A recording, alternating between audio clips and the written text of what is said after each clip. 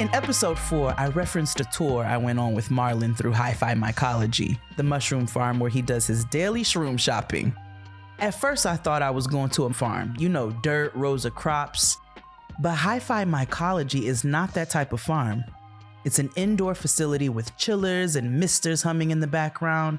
There were rows and rows of large metal racks holding brown and beige rectangular blocks, each with delicate mushroom caps sprouting through the surface. This is the conversation we had while I tagged along. Enjoy!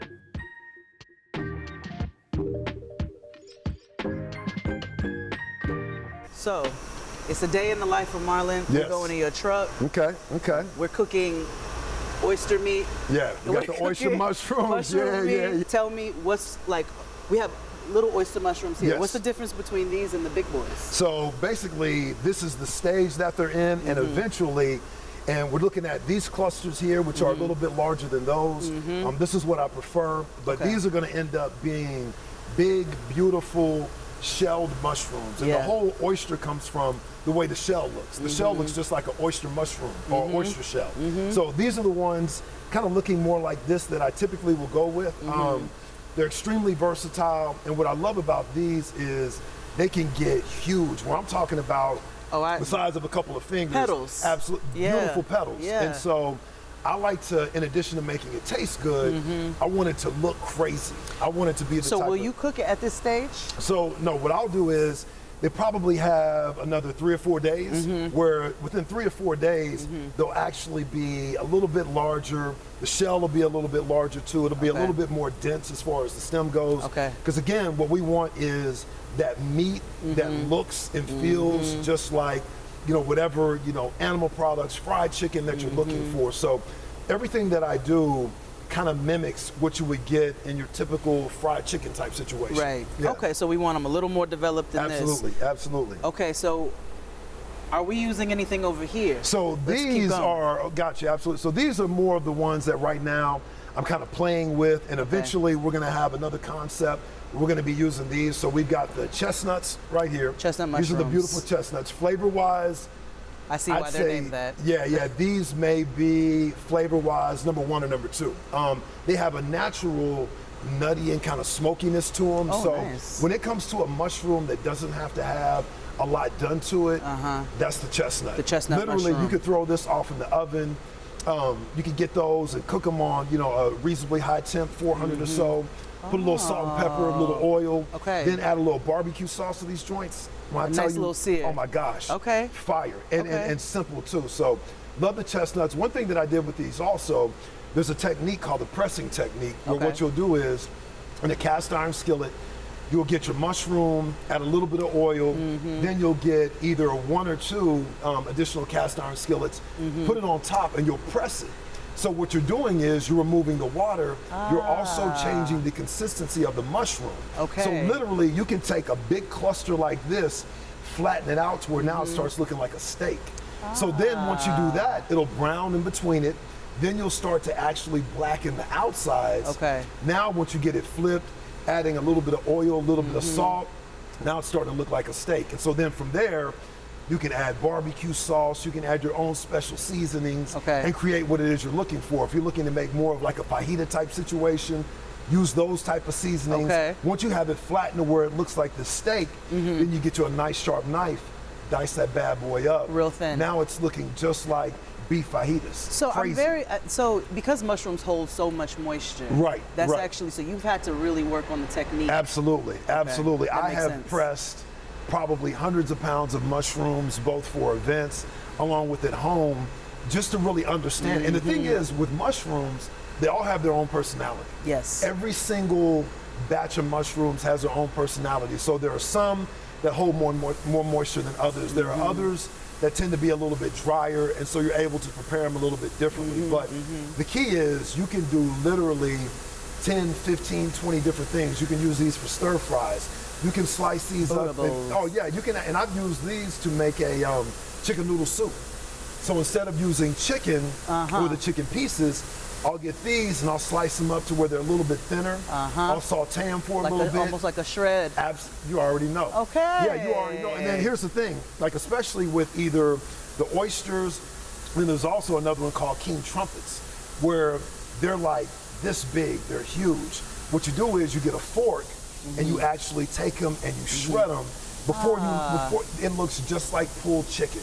Okay. You'll have a pot, and so from there you cook it the same way you would cook anything else. Okay. So and that's the beauty of the mushroom is you can play with it, get it in the form that you want it, and then however you want to cook it, you do your thing. So question for, so you're talking about steak, you're talking about chicken. Right, Obviously these are great sources of protein for us. And, and mushrooms are a great source of protein as well. But how people who really need that hit of protein, like guys who are going to work out, they eat steak and eggs in the morning. Yes. How would that translate for them to be able to get that? It's interesting you asked that because I get asked a million times over, so where do you get your protein? So quick little backstory. I used to work in the sports supplement and bodybuilding industry.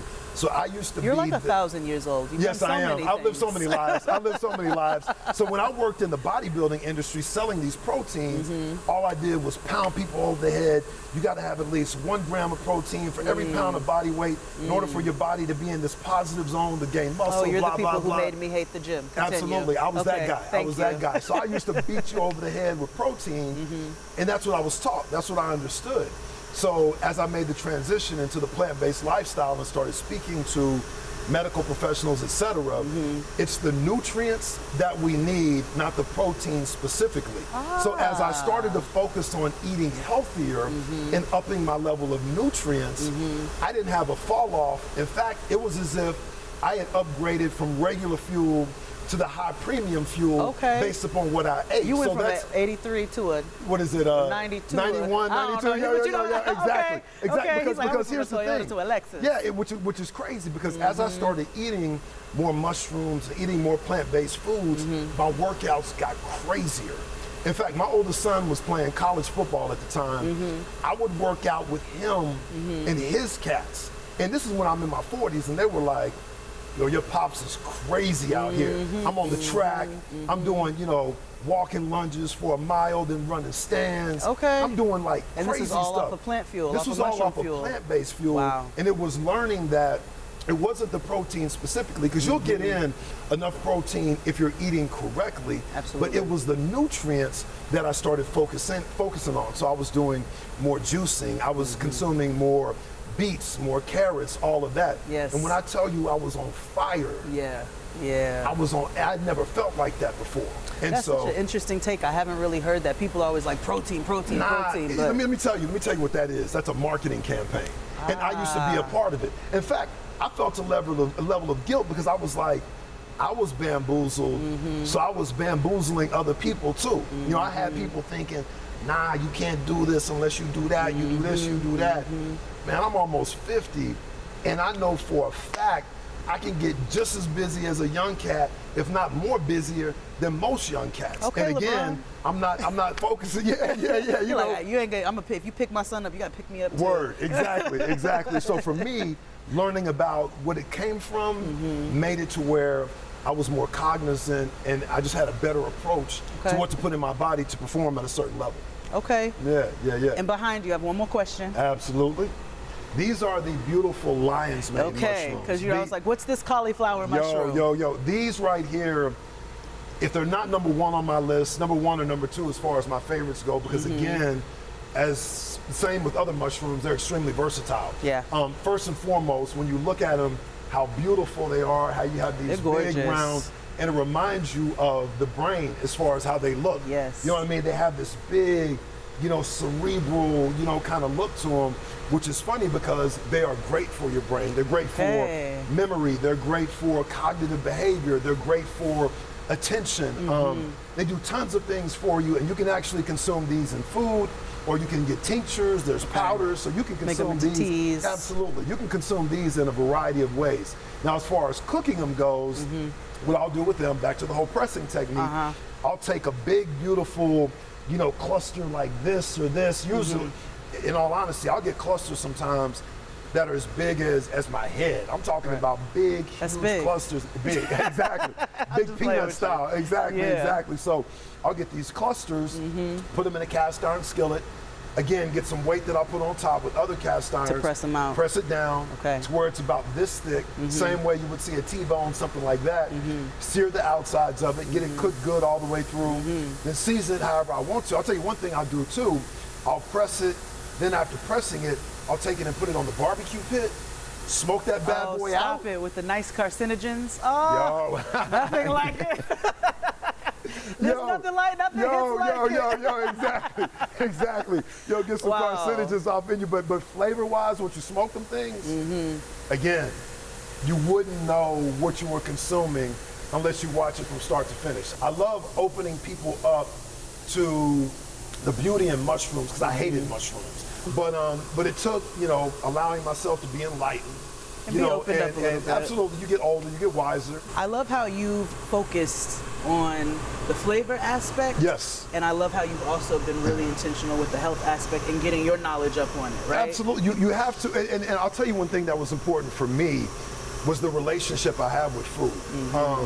I wanted to make sure that I touched my food, I held my food, I talked to my food. Yes. The music that I'll play and the vibe that I create when I'm cooking or eating my food is all intentional. All intentional. Everything has got, we should never walk without intent. We should never walk without intent. Absolutely. And when you look at food, and I tell people this, especially people who are like, nah, I can't do the vegan thing or I can't eat this. I'm like, okay, I'm like, well, let me give you some real talk. You know what I'm saying? I'm like, one of the most intimate things that we do multiple times a day is take a foreign substance outside of our body and put it in our body. I'm like, name me something that's more intimate. Even you being with someone that you love and care about, that level of intimacy, you're still not taking a complete foreign thing that you know nothing about and putting it inside your body. And digesting it, and it's gonna live within your body for a minimum of 3 days. So why would you not wanna have a relationship that's on a higher level, just like the person you live with your food? I love that. So to me, that's amazing. I'm like, the fact that you'll just walk around and just grab stuff, not caring about it, putting it inside your body, it's gonna live in you. It's gonna live, but you're okay with just would you grab some person off the street that you didn't know and have them sleep with you that night in your bed? Not anymore. Okay. It's an old thing. It's something we used to do back in the day. Well, I don't know. But as we gain more knowledge, Yes, we're way more considerate. Who we share our energy with.